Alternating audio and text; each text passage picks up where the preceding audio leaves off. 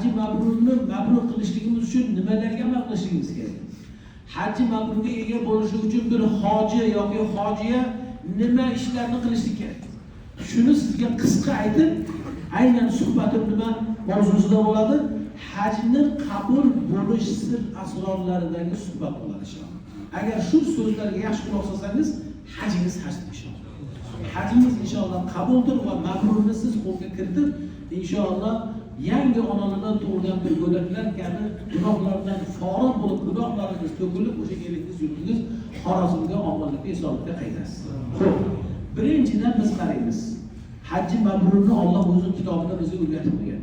Qanday haj qilsak haji mabrur bo'ladi. Bu payg'ambarimiz alayhissalatu vassalom ham o'zlarining muborak so'zlarini o'rgatib qo'yganlar. Alloh taolo hajingizni haji mabrur qilishligingiz uchun shunday deydi.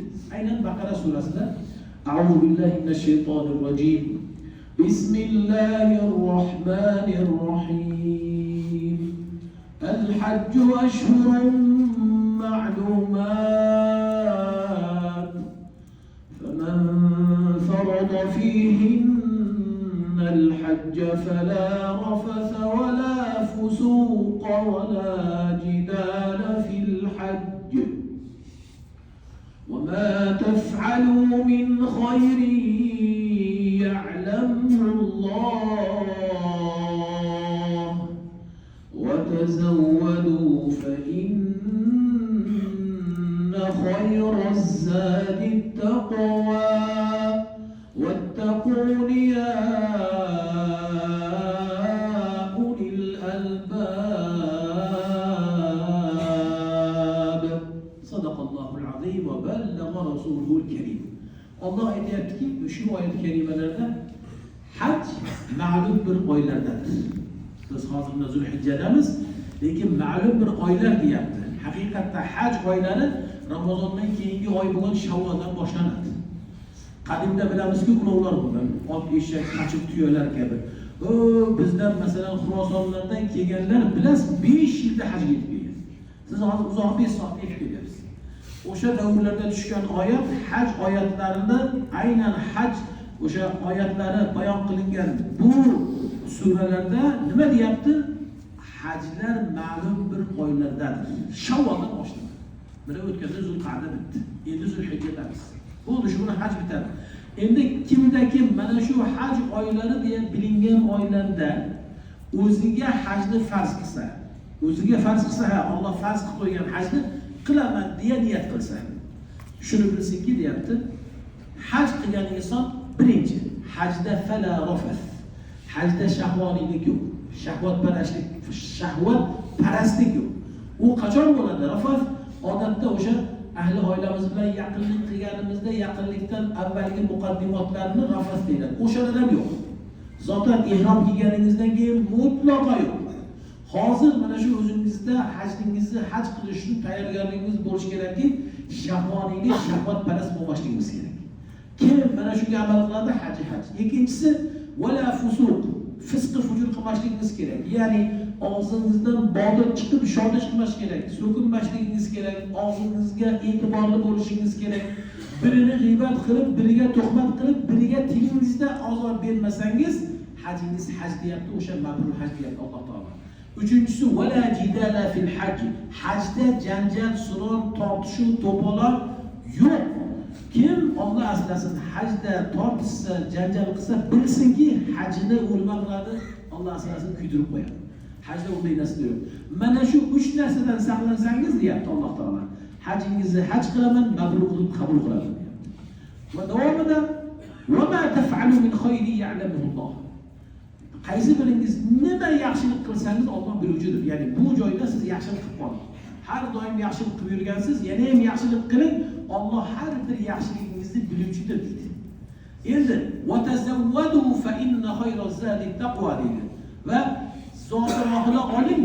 Ya'ni hajdan kelishdan avval nima qildingiz? Masalan, sizga noyabrda keldimi xabar? Hajga kelib qachon keldi sizga xabar? Ana o'shandan boshlab siz yig'ilib boshladingiz. Bolalaringizni chaqirdingiz, yig'dingiz, kiyimlarimni to'g'rilar, menga so'mni dollar qilinglar, menga bunaqa kerak, menga sumka kerak dedingizmi? Hajga tayyorgarlik ko'rdingiz. Alloh aytayaptiki, hajga tayyorgarlik ko'rish hajga kelishlikdagi ozuqa eng buyugi bu taqvodir. O'zingizga taqvoni to'plang deyapti. Taqvoni jamlang deyapti. Cho'ntaklaringizni xalosingizdan kelishdan oldin butun sumkalaringizgacha taqvoni g'amlab taqvoli bo'lib keling deyapti. Hajni demak asosiy ruhi taqvoda ekan. Taqvoli bo'ldingiz, hajingiz haj. Bu Alloh taoloning so'zidir. Endi Rasululloh alayhisolatu vasallam ham xuddi shu so'zda aytadilarki, Hazrat Abu Hurayra radhiyallohu ta'ala anhudan rivoyat qilinadi, "Man hajja lillahi" dedilar. Kim Alloh uchun haj qilsa, bandalar uchun emas, yoki mahalla bo'yida tumanda meni hoji degan nomim chiqsin desa, u inson hajga kelmasdan turib behojilikda bo'ladi. Haji Xorazmda kuyib ketdi. Kim shuni niyat qilsa, bizni bilan qarang, o'zimizda bo'lgan bir voqeani aytaylik. 2 yil avval bo'layotgandi ular. Bir Bektemir hoji bor bizda. Bektemir hoji bu kuni o'zini jiyani bilan o'tiribdi-da, telefonidan nimadir o'tkazyapti, nomerini ta'kidlayapti, nomeringizni ko'ray, o'shani falan deyapti. Qarasa jiyani Bektemir tog'a deb yozib qo'ygan ekan. Uni haj qilganiga 2 yil bo'libdi-da. Ko'ryapti-da, qarang, tog'ani. Voy nomor jiyani deyapti. Sen qanaqa jiyansan? Meni hajimni ham ko'ra olmabsan. O'lasanmi meni Bektemir hoji tog'a deb yozsan deyapti. Demak, uni niyati jiyanlari uchun, uni niyati hajni qilishdan maqsad qishlog'ida hoji degan nomni olish uchun bo'lgan, u hajdan qurib qoladi. Ularda haj emas. Bandalarni o'ylagan insonni har amalda amallari habata, albatta amallari yo'q. Haji yo'q uni. Rasululloh aytayaptilarki, kimda-kim Alloh uchun haj qilsa, hajning sharti shu Alloh uchun bo'lsin ekan. Davomlarida falam yarfush, ana bu oyatni qaytaryaptilar. Shahvoniylikda bo'lmasa, valam yafsuq va nima qilmasa, o'sha fisq fujur qilmasa, birovlarga azor bermasa, tili bilan, qo'li bilan Alloh asrasin, janjal qilmasa, so'kinmasa. Hatto qarang, hojilarning so'kinganini eshitib qolamiz yoki shikoyatini aytib keladi bizga. O'zi musulmonning hoji bo'lishdan avval sibabuhu qarang, fisq dedilar. Musulmonni so'kishi fosiqligi dedilar. Musulmonni janjallashi, yoqalashligi kufr dedilar Payg'ambar alayhissalatu vasallam. Bu har doim endi hajda juda ham ehtiyot bo'lishimiz kerak ekan, hajimizning qabul bo'lishligi uchun. Endi keling, yana ham sizga shuni tushuntiraylikki, hajni haj qiladigan narsa asosan siz birinchi tavbada bo'lib, haqlarni bilishligingiz kerak. Bizda ikkita haq bor. Biri Allohning haqqi, ikkinchisi bandalarning haqqi. Allohning haqqi nima deyilsa, islomning 5 ta rukni bor. To'g'rimi? İslamda 5 ta rukun birincisi nima? İman keltirish bo'lsa bo'ldi. Biz sizni iymoningizga ishonamiz. Hammangiz iymon sohibi bo'lganligingiz uchun keldingiz, mana shu joyda iymoningiz bo'lgani uchun iymon keltirib haj qilyapsiz. Iymoningiz ilohim salomatlikda bo'lsin, ziyoda bo'lsin. Iymondan keyingisi nima? Namoz. Keling namozga qaraylik. Ya'ni haj mana qarang. Islomda 5-rukun ekan deyapmiz. Buni o'zini tartibotlari bor ekan. Ya'ni buni o'zini gali bor ekan. Buni o'zini sanog'i bo'lar ekan. Rukunlarni birinchi, ikkinchi, birinchisi misol uchun shahodat bo'lsa, ikkinchisi namoz bo'lsa, uchinchisi ro'za bo'lsa, to'rtinchisi zakot bo'lsa, beshinchisi haj asli. Qarang, 5-zikr qilinadi. Bu 5-rukun.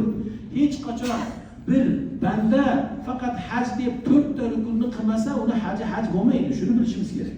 Hajni haj qiluvchi narsa avvaldagi 4 ta rukunni to'ldirib qo'ygan bo'lishimiz kerak. Hajni haj bo'lishligi uchun namozimiz to'liq bo'lgan bo'lishi kerak. Zakotlarimiz qazo qilinmasdan berilgan bo'lishi kerak. Ro'zalarimiz ham mana shunaqa to'liq bo'lishi kerak. Shunda hajimiz hajdir. Sizga bir misol beraylik. Oramizda o'qituvchilar bormi? O'qituvchi. Kim o'qituvchi? Siz necha yil dars berdingiz? 20 yilga yaqin. Sizga bitta savol. Mana bir kesada sizga. Mana birinchi sinfga kiradigan o'g'lim 7 yoshdan oladimi? 6 yoshdan oladimi? 6 yoshdan mayli birinchi sinfga kiradigan bolani olib keldida, keyin aytayaptiki, domla deyapti, iltimos deyapti, shu bola zakovatida bu hamma narsani tushunadi-da, deydi. Aqli katta bola buni. Aqli kattarib ketgan. Keling 10 sinfdan olsangiz ham o'qib ketadi desa, shuni 10 sinfdan olsa bo'ladimi? Nega bo'lmaydi? Bizlar adamlarni o'rgatadi, birinchi klass bolaga Vishi matematikani o'rgatib bo'lmaydi, 80-yilda. Ay o'sha Vishi matematikani o'rgatib bo'lmaydi, chunki uni aqli olmaydi. Chunki u Vishi matematikani o'rganish uchun birinchi sinfdan boshlash kerak. Hech qachon dunyo tarixida yo'qki, birinchi sinfdagi bolani 10 sinfga olmaydi. Mumkin emas bu. Bu aqlsizlik bo'ladi. Mana shunda ham dinimiz ham rukunlari shunday azizlar. Shuni tushuntirmoqchiman. Mana madrasada yoki maktabda e'tirof qilyapsiz, mumkin emas. Birinchi sinf bolani 10 sinfga olish mumkin emas deyapsiz. Xuddi shunday hajimiz 5-rukun, oldingi rukunlarni biz qanday qilganmiz, unga qaraylik. Bugun mana shahodatda siz iymonlisiz dedik, keling namozingizni ko'raylik, tekshiraylik. Namozda siz to'liq o'qiganmisiz yoki buyuk boshladingizmi? Buyuk boshlagan bo'lsangiz, oldin namozda demak qazolaringiz bor. Hajdan avval buni berishingiz kerak. Xo'p, hozir ulgurmaysiz. 3 kundan keyin ketamiz Arafotga. Nima qilaylik? Hozir tavba qilamiz. Allohim, men bandan bo'lib shuncha qazo qilganman, lekin va'da beraman, mana bir rakatga 100 ming rakat ado qilinadigan joyda qazoni berib boshlayman. Alloh menga umr ber, namozimdagi qazolarni umrimning so'ngiga o'sib to'ldirib qo'yaman deb va'da bering. Shunda ikkinchi rukningiz to'liq bo'ladi. Bundan keyingisi nima edi? Roza. Rozaga qaraylik. Nimadir bo'lgan? Bandachilikka borib, Rossiyada bo'lib qolganmiz, safarda bo'lib qolganmiz, kuni issiq kelgan, bandalik qilganmiz, dangasalik qilganmiz, yalqovlik qilganmizda rozalarni tutmagan oylarimiz bo'lgan, ya'ni yillarimiz bo'lgan. Kerak, uni ham bilasiz, o'zingiz yaxshi bilasiz. Masalan, sizni men bilmayman, siz meni bilmaysiz. O'zingiz bilasiz, demak bugun rozalarni ham qarzini berishlikka ahd qiling. Chunki haj turibdi, hajdan avval roza bor. Rozani to'liq qilgan inson hajga keladi aslida. Xo'p, siz kelib qo'yingiz, Alloh sizni chaqiribdi, tavbangizni xohlayapti. Demak, ro'zadagi qarzlarni ham berishlikni niyat qilishimiz kerak. Va inshaalloh borganimizdan keyin elga, yurtga eng bo'lmasa dushanba, payshanba, ayniqsa mana yoz kunlari emas, shu bahor yoki kuz kunlari, qish kunlari, salqin kunlarda bo'lsa ham tutib beraylik ro'zamizni qazolarni. Ammo bugun Allohga va'da beraylik. Allohim, men bandan bo'lib mana shu ro'zalarni tutolmaganman, lekin hajdan avval tavba qilaman, tutmagan ro'zalarimga, lekin men senga va'da beraman. Endi shu o'rinda aytamiz, ana unday otaxonlar, sahri bordir, davrinasi bordir yoki har doim doktordan dori olib yeb yuradi. Bular fidya bersa bo'ladi. Buni doktor qaror beradi. Sizga roza tutish mumkin emas ota desa, bo'ldi, ro'zasidan soqit bo'ladi. Ammo ulamolarga kelasiz, buni fidyasi, ya'ni buni to'lovi bor. Yengil, fidya unaqa og'ir emas. Ulamolar aytib beradi, siz uni inshaalloh bermagan yillaringizga roza tutolmaganligingiz uchun fidyasini berib, ro'zani o'zingizdan soqit qilasiz. 4-chi roza bo'ldi, ana endi keldik 5-chisi farz. Bu 5-chisi haj. Hajimiz haj bo'lishligi uchun qolgan 4 ta rukunda biz komil bo'lishimiz kerak. Mana bu hollarni ko'rib chiqamiz, qarang hajgacha vaqtimiz bor. Hozir aqlashaylik Alloh bilan, qarzlarimizni to'lashlikka Allohga va'da berib va tavba qilaylik. Endi aytib turibmizki, haqlar 2 turli bo'ladi. Biri Allohning haqqi, Allohning haqqi bilan 5 ta rukunda. Banda qarang. Banda bo'lib, mana shu Alloh taoloning unga farz qilgan amallardan bir amalni qilmagan bo'lsa, tavba qilsa bo'lar ekan. Nima qilib? Alloh taologa qo'l ochib, Allohim, men bandalik qildim. Bilib namozlarni o'qiyolmadim. Yoki dangasalik qilib ro'zani tutmadim. Yoki baxillik qilib, qarang, zakotlarni bermadim. Lekin bilamanki sen kechiruvchi zotsan, meni afv qilgin Allohim deya, amin deb shunday tavba qilib duo qilsangiz bo'lar ekan. Shunda Alloh, endi bu Allohning haqlarida deyapmiz.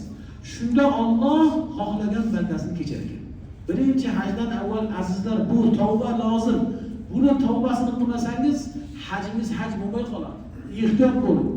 Endi banda Allohning haqqida tavba qilib, e'tirof qilib haqqini, men uni to'lab beraman deb Allohga va'da bergandan keyin albatta duolar qilsin, bu uning haqqi ekan.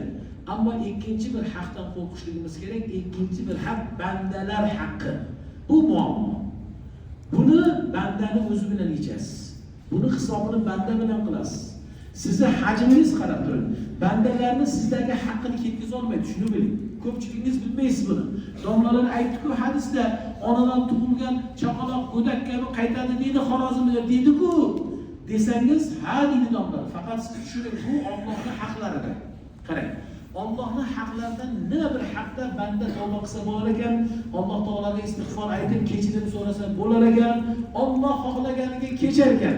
Lekin bandalar haqqiga kelganda Alloh bo'la turib kechira olmas ekan. Ha, kechira olmas ekan. Bor deydi, bandamning o'zi bilan haqqini berib, haqqingni to'lab, o'zing buni yechib berar ekan. Meni huzurimga hisobimni tozalab keyin meni haj qilding, hajimning mukofoti jannat deb keyin sizga aytadi. Bugun men sizga bo'lgan muhabbatimni mana ko'rdingiz.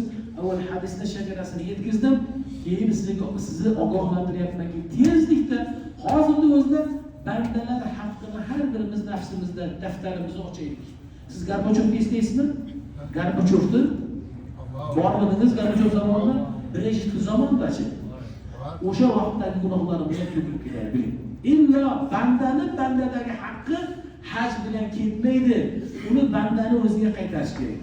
Bugun ehtiyot bo'laylik, hammamiz arxivlarimizni ochaylik, tariximizni ko'raylik. Kim qaysi banda sizdan qaysi bandani burnini qonatgan, birini bir shapaloq urgan, birini mansabidan olib tashlagan, zulm qilib, birini yerini tortib olgan, birini irsini to'kkan, ayniqsa onalar, xo'jonilar, ovsunlar, bir-birlariga qilgan zulmlar, qavm qarindoshlar, qo'shnilarning haqlari bir-biriga o'tgan bo'lsa, bugun to'lash vaqti, bugun tavba vaqti. Bandalari bilan bo'lgan muammoni yechish o'zingizga qoladi. Alloh bo'la turib, bandaning sizdagi haqqini kechirib olmasligini bugun sizga aytgan keldi. Eshityapsizlar, tushunyapsizlar? Juda ham azizlar, ehtiyot bo'ling. Bugun fursat. Men bu suhbatni har hojilarga berishlikni ahd qilaman. Chunki bilaman, safimizda mana shundaylar bo'ladi. Avvalgi yillarda sizga misol beraman. Zulm haqida gapiryapmiz. Kim birovga zulm qilgan bo'lsa, hozir Arafotga 3 kun qoldi. Ana bizda ham 3 kun qoldi. Tez bandalarga o'tkazgan zulmingizni haqqini to'lab bering, chunki u haj bilan yuvilmaydi deya ma'ruza qildik. Bitta mana shu taraflarda o'tirgan, ikkinchi safda o'tirgan bir 74 yoshlik domla otaxon kelyapti. Ikki tarafda mana 30 yoshlik yigitlar kabilikda tayyor olgan. U yura olmaydi. Ya'ni yurishdan qolgan. Endi u yaqin bo'lib qolgan, Alloh alam. Qani qolgan 74 yosh.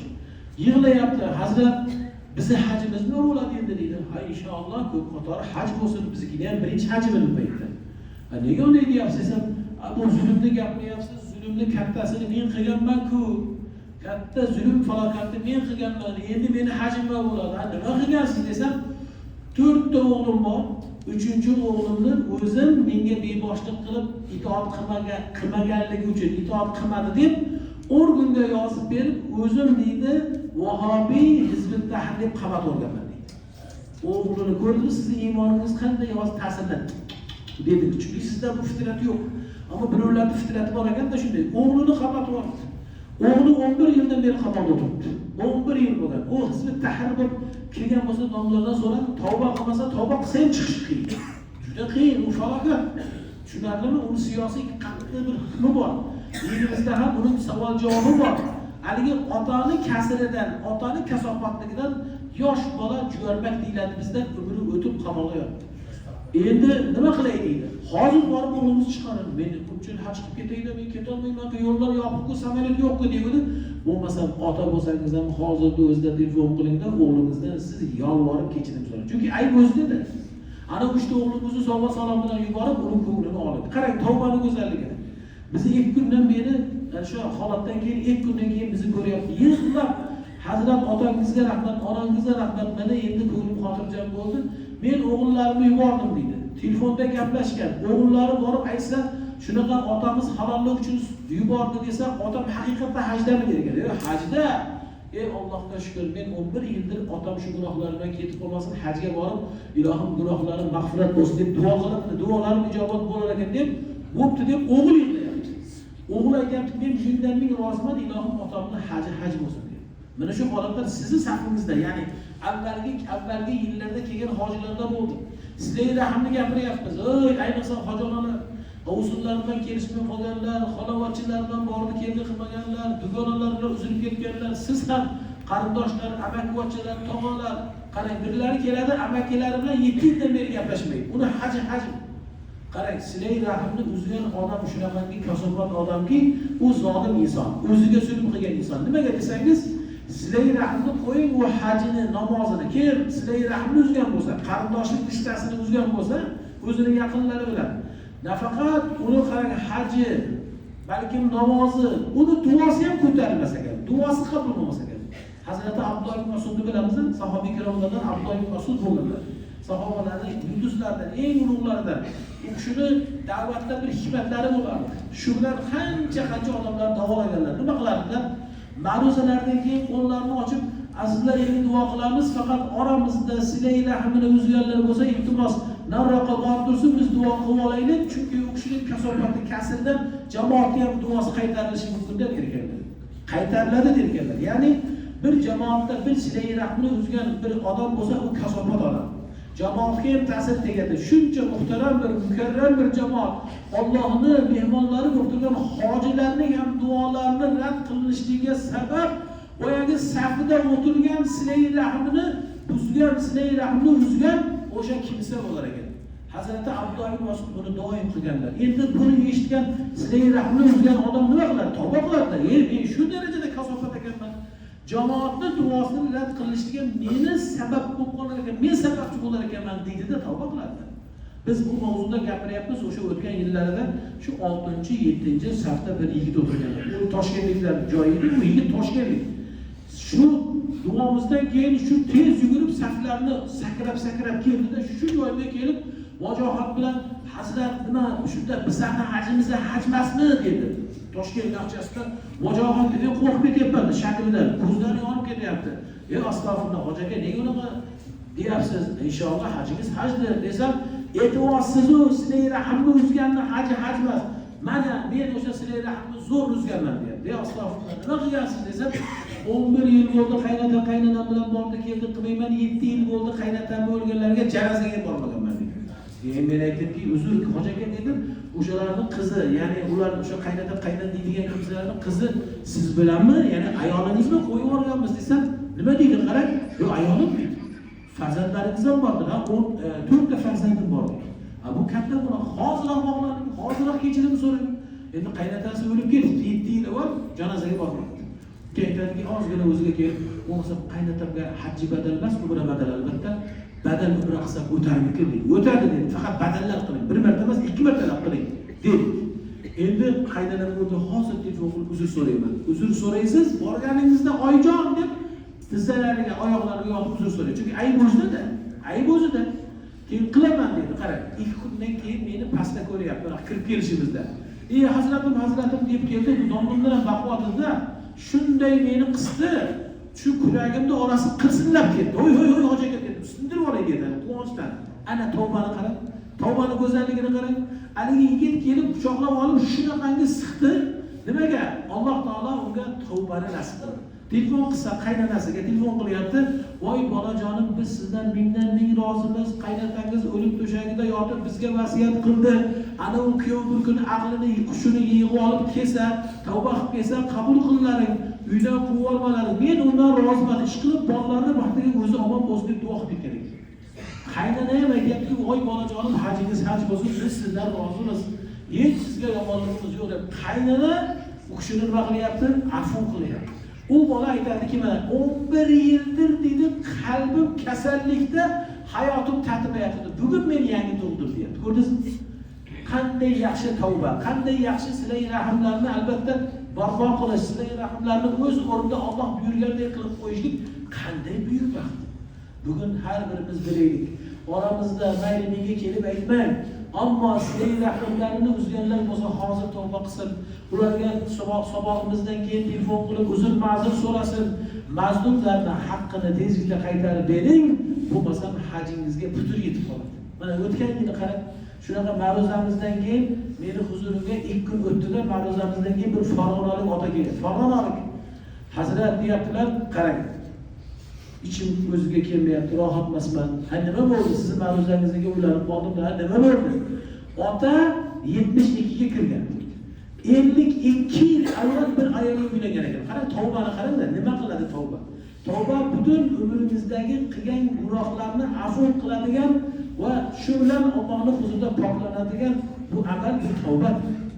Qarang, 52 yil avval bir ayolga uylanib, u bilan 8 oy yashab, mahrini bermasdan quvib olgan ekan. Unga rosa zulm qilgan ekan. Bo'pti, o'shani bering-da desam, hazrat sizning ma'ruzangizdan keyin 2 kun qishlog'imga, elimga telefon qilib, o'sha ayolni men vaqti olgandan bormikan so'ranglar deb so'rasam, u ayol o'lib ketibdi, endi nima qilaman deydi. O'lib ketgan bo'lsa, bolalari bormikan? Bor ekan. Bolalariga bersangiz, o'sha mahr inshaalloh o'sha kishini haq ado qilinadi. Yana ham xotirjam bo'lmayapti-da, o'tiryapti-da, hazrat, aytayapman, 72 ga kirgan. Kim onamiz 72 ga kirgan? Ko'rsating 72 ga kirgan. Sizlarda unaqa. Ha, siz 72 ga kirganmisiz, lekin 60 ga o'xshab qilishib turibsiz, maşallah. Allohimizga baraka. Qarang, mana shunday bir ota e'tirof qilyapti 52 yillik xatosini, bandaga o'tkazgan zulmini. Va nima deyapti domla? O'shanga deydi, borib deydi, endi deydi, badal qilib kelsa ko'tarilgan deb qarang, 8 oy yashab unga zulm qilgan bir ayolga o'tib ketgan, orqasidan borib bir mas o'sha yoshdagi odam 2 marta badal qildi. Qarang, bu tavbadir azizlar. Biz ham bugun tavba qilgani kelmadikmi? Biz ham bugun hajji mabrur deb Alloh taolodan jannatni so'rab kelmadikmi? Unda ko'zimizni ochaylik, uyg'onaylik. Hajimizni inshaalloh Alloh hajimizni qabul aylaydi, u Allohning haqqi. Lekin bu hajni qilar ekansiz, bandalarning haqqi sizda bo'lsa, undan qo'rqing. Hajingiz uni yuvib yoki soqit qila olmas ekan. Bandalarning haqqini o'zingiz ado qilishingiz kerak ekan. Shunda hajingiz inshaalloh haj bo'lar ekan. Tushundira oldimmi? Endi qarang, hozir siz aytishingiz mumkin.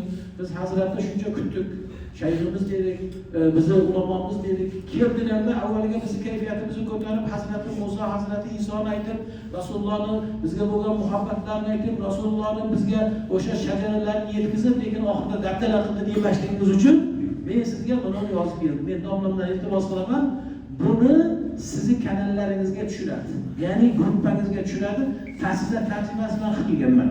Bu nima desangiz, Hazrat Imom Sha'roviyni siz hojilarga qilgan nasihati. Hazrat Imom Sha'roviy kim edi desangiz, Hazrat Imom Sha'roviy